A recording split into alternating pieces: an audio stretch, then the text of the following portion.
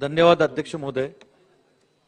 एक अत्यंत महत्त्वाच्या व तातडीच्या महाराष्ट्रातील सर्वच लोकांच्या महत्त्वाच्या विषयावर अल्पकालीन अवकाळी आणि दुष्काळाच्या परिस्थितीवर आपण चर्चा करण्याकरता मी माझ्या भावना मांडणार आहे। अध्यक्ष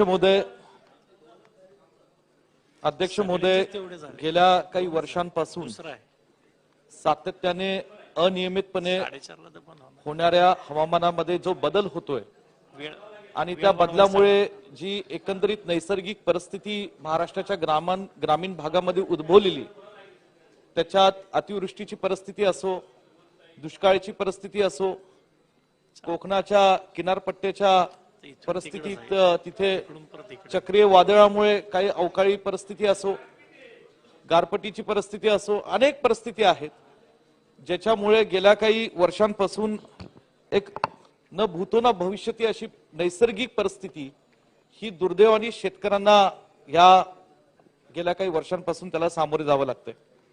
अध्यक्ष महोदय, ह्या वर्षी तरी सातत्याने अतिवृष्टीमुळे आणि दुष्काळाची परिस्थिती ही तसं म्हणलं तर दोन्ही परिस्थिती महाराष्ट्रात निर्माण झालेल्या आहेत। मी या सन्मान्य विधिमंडळाचा जरी सदस्य असलो तरी ज्या सांगलीचं जिल्ह्याचं लोकप्रतिनिधित्व मी करतो त्या सांगली जिल्ह्यामध्ये आज तसं म्हणलं तर अतिवृष्टीमुळे सुद्धा तिथे कृष्णा नदी काठ असणाऱ्या अनेक तालुक्यांचं ही बाधित क्षेत्र आहे आणि त्याचबरोबर आज दुष्काळाच्या परिस्थितीमुळे आज कमी पावसामुळे तिथे काही तालुके आहेत जिथे आज पाण्याची परिस्थिती अत्यंत बिकट झालेली आहे। अध्यक्ष महोदय, आज एकंदरीत पश्चिम महाराष्ट्रामध्ये सातारा, सांगली, कोल्हापूर आणि सोलापूर या चारही जिल्ह्यांमध्ये आज दुष्काळाची परिस्थिती काही तालुक्यांमध्ये भीषण अशी झालेली आहे। या चारही जिल्ह्यांमध्ये एक तीव्र पाणी टंचाई झालेली आहे आणि त्या जवळजवळ आज 2,16,293 नागरिकांना आज टँकरने पाणी पुरवठा केला जातोय। अध्यक्ष महोदय, हीच परिस्थिती मागच्या 15 ते 16 वर्षांमध्ये केवळ 2-3दा अशी उद्भवलेली होती की टँकरने पाणी पुरवठा करावा काही दुष्काळी तालुक्यातल्या गावांना या ठिकाणी आज करावासा लागतो।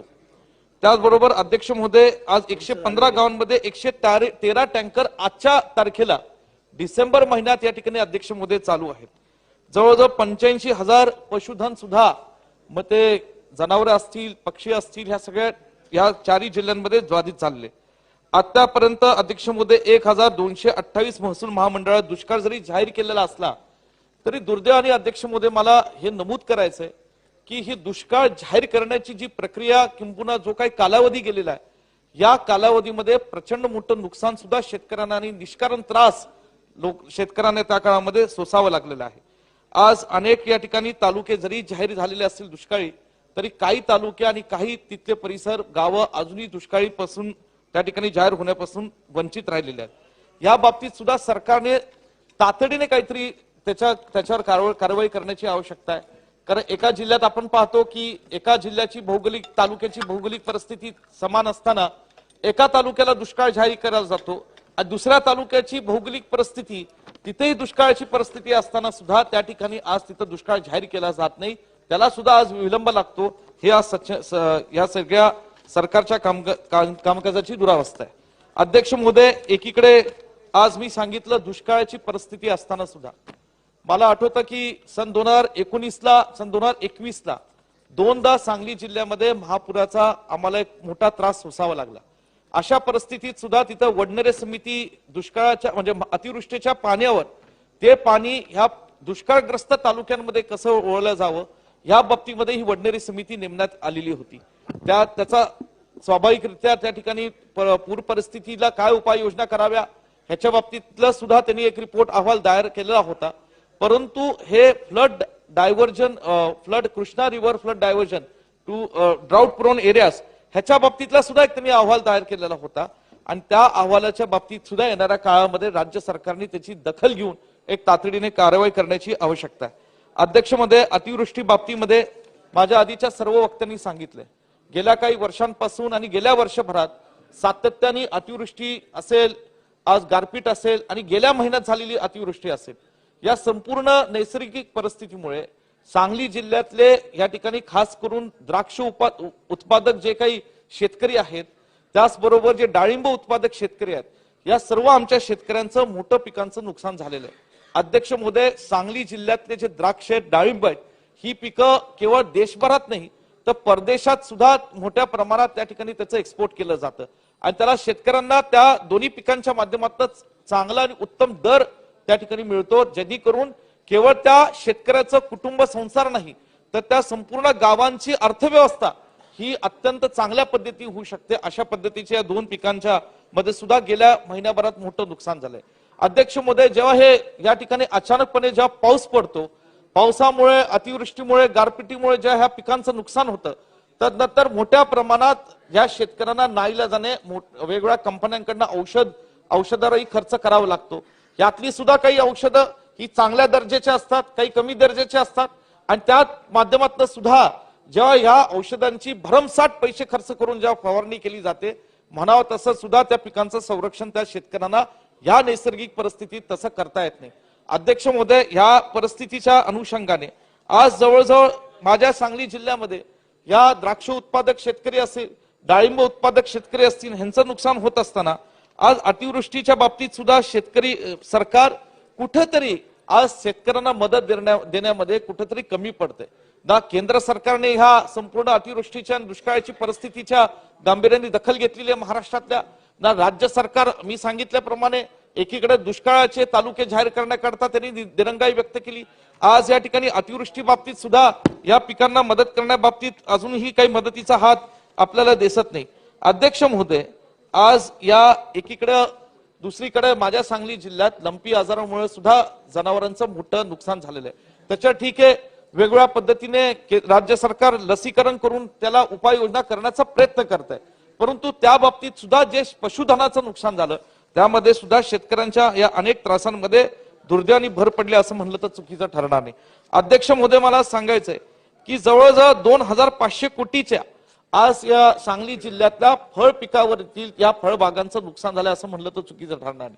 आणि म्हणून अध्यक्ष महोदय, मला आपल्याला ह्या सरकारला विनंती करायची की अतिवृष्टीच्या परिस्थितीमध्ये महाराष्ट्रातल्या एकंदरीत विदर्भातली जी काही पिकं असतील, मराठवाड्यातली असतील, उत्तर महाराष्ट्र, पश्चिम महाराष्ट्र, कोकण, या सर्व पिकांचा एक गांभीर्याने आढावा राज्य शासनाने घ्यावाच, परंतु त्या जिल्ह्यातले सुद्धा जे या ठिकाणी त्या जिल्ह्याला एक शेतकऱ्यांना वरदान ठरणारे, शेतकऱ्यांचा प्रपंच संसार उभा करणारी जी काही तिथली पिकं आहेत आणि ज्या पिकांचं नुकसान या अतिवृष्टी किंवा दुष्काळाच्या परिस्थितीतनं दुर्दैवाने होऊ लागलेल्या अशा परिस्थितींमध्ये सुद्धा राज्य सरकारने त्यांना मदतीचा हात देण्याची एक आवश्यकता आहे. आणि म्हणून कुठेतरी जेव्हा पंचनामे केले जातात, जेव्हा हे नुकसान होतं, तेव्हा पंचनामे करत असताना सुद्धा या ठिकाणी अधिकारी कुठेतरी वेगळ्या कामात शासकीय अडकलेले आहेत अशी सबब सांगितली जाते. जे पंचनामे येणाऱ्या काही दिवसातच व्हायला हवे, ते पंचनामे करण्याकरता कुठेतरी आठवडा आणि 10 दिवस, 1 महिना या ठिकाणी पंचनामे करायला जातो. तो अधिकारी त्या आमच्या शेतकऱ्याच्या बांधापर्यंत सुद्धा पोहोचत नाही आणि वारंवार त्या ठिकाणी शेतकऱ्यांनी हेलपाटा मारल्यानंतर मग कुठेतरी त्या शेतकऱ्याला अतिवृष्टीच्या बाबतीत आणि दुष्काळाच्या बाबतीत या ठिकाणी न्याय दिला जातो. आज आदरणीय शंभूराज देसाई साहेब इथे, देसाई साहेब, माझी आपल्याला नम्र विनंती आहे, दुष्काळाच्या परिस्थितीत आमच्या टाकरी, टेंबू आणि म्हैसाळचं आवर्तन आपण नियमितपणे या ठिकाणी दिलं पाहिजे. सांगली जिल्ह्याचं हक्काचं पाणी हे आम्हाला तुम्ही देत आहात, पण थोडी जरा अधिक लक्ष द्यावं, अधिक थोडं सांगली जिल्ह्याला प्रेम द्यावं आणि ते पाणी नियमितपणे आमच्या सांगलीला मिळावं अशी एक नम्रपणे विनंती करणार आहे. अध्यक्ष महोदय, आज ही अल्पकालीन चर्चा दुष्काळ आणि अतिवृष्टीवर जरी असली तर एक महत्वाचा मुद्दा या ठिकाणी मी नमूद करणार आहे, तो म्हणजे महाराष्ट्र सरकारने जी महाविकास आघाडीच्या काळामध्ये महात्मा ज्योतिराव फुलेंची कर्जमाफीची योजना जाहीर केली, त्यानंतर लगेच कोरोनाच्या परिस्थितीत सुद्धा प्रोत्साहनपर अनुदान 50,000चं जाहीर केलं होतं, जे नियमित कर्जफेड करणारे शेतकरी होते. कोरोनाच्या परिस्थितीमुळे महाविकास आघाडी सरकार ते करू शकलं नाही इच्छा असताना, परंतु नंतरच्या काळात या सरकारने ते अंमलात आणण्याचा प्रयत्न केला. परंतु अध्यक्ष महोदय, सांगली जिल्ह्यातले आज सुद्धा जवळजवळ 30% शेतकरी जे लाभार्थी आहेत, जे पात्र आहेत, अशा शेतकऱ्यांना सुद्धा आज हे प्रोत्साहनपर अनुदान आज राज्य शासनाकडनं, जिल्हा मध्यवर्ती बँकेकडनं ते दिलं जात नाही. त्याचं कारण म्हणजे काय? आज हा शेतकरी आमचा सोसायटी असो, जिल्हा मध्यवर्ती बँकेच्या शाखा असतो, तिथे हक्काचे हे जे काय 50,000 त्याला द्यायला हवं त्याच्याकरता हेलपाटे मारतो, पण त्याला सांगितलं जाते की हे पैसे अजून राज्य शासनाकडनं आम्हाला आलेले नाही, म्हणून आम्ही तुम्हाला देऊ शकत नाही. आणि म्हणून माझी आपल्याला नम्र विनंती अध्यक्ष महोदय, किती दिवस ज्या शेतकऱ्यांनी विशेषतः आमच्या जिल्ह्यातल्या सांगली जिल्ह्यातल्या ज्या शेतकऱ्यांनी प्रामाणिकपणे आज तिथे कर्जफेड केली, आज त्याला या ठिकाणी त्याचा जो शब्द दिला होता या राज्य सरकारने तो पाळण्याकरता ही दिरंगाई कशासाठी चालू आहे आम्हाला कळत नाही. आणि ही 30% ही माणसं सुद्धा ह्याच्यातनं बाद होता कामा नये. जे पात्र लाभार्थी शेतकरी आहेत त्यांना ही तातडीची मदत या 50,000 रुपयाची सुद्धा आज होणे अत्यंत गरजेचे आहे. अध्यक्ष महोदय, मी मगाशी सांगितल्याप्रमाणे आज दुष्काळाची परिस्थिती माझ्या जिल्ह्यातील कडेगाव तालुक्यातला काही भाग असेल, खानापूर, आटपाडी, जत तालुक्यातला मोठा भाग आहे. जत तालुका हा पिढ्यानपिढ्या दुष्काळापासून प्रभावित आहे. आज कवठेमहांकाळ, मिरज तालुक्यातले काही भाग असतील, या सगळ्या भागांमध्ये आज जी काही पाण्याची अवस्था आहे त्याच्यामध्ये आज जी काही ही ताकारी, टेंभूळ, म्हैसाळ, अफळच्या योजनेचं पाणी आहे हे आवर्तन, कारण आता डिसेंबरचा महिना अध्यक्ष महोदय चालू आहे आणि डिसेंबरच्या महिन्यात जर पाण्याची कमतरता आम्हाला भासवत असेल, डिसेंबरच्या महिन्यामध्ये महाराष्ट्रातल्या आज पश्चिम महाराष्ट्रातल्या 4 जिल्ह्यांमध्ये टँकरनी पाणी पुरवठा देण्याची व्यवस्था आज भासवत असेल, तर येणाऱ्या या फेब्रुवारी मार्च महिन्यात काय या दुष्काळी उन्हाळ्याच्या परिस्थितीत आपली दुष्काळाची परिस्थिती होऊ शकते याचा गांभीर्याने विचार आणि दखल राज्य सरकारने करायला हवा. आणि म्हणून अध्यक्ष महोदय, माझी आपल्याला नम्र विनंती, ही अतिवृष्टीची आणि दुष्काळाची चर्चा करत असताना एकंदरीत जे काय राज्य सरकारची भावना आहे त्या बाबतीमध्ये कुठेतरी शेतकऱ्यांना आज कुठेतरी डावलल्याचं आज आम्हाला या ठिकाणी दुर्दैवाने आज आम्हाला ते जाणवतंय. आणि म्हणून या सरकारने या शेतकऱ्यांना अतिवृष्टीच्या अडचणीत सापडलेल्या शेतकऱ्यांना त्यांचा योग्य हमीभाव देण्याची भूमिका पार पाडली पाहिजे. राज्य सरकार, केंद्र सरकारने एकत्रित येऊन या अतिवृष्टीतल्या नुकसानग्रस्त शेतकऱ्यांना त्यांच्या पिकांसाठी मदत करायला हवी.